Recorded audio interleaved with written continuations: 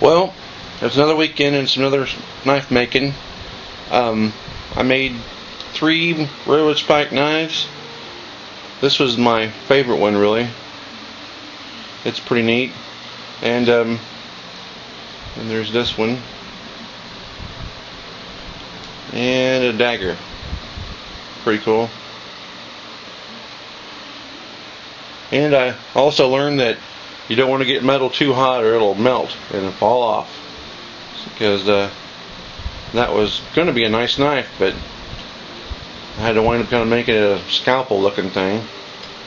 I tried some borax and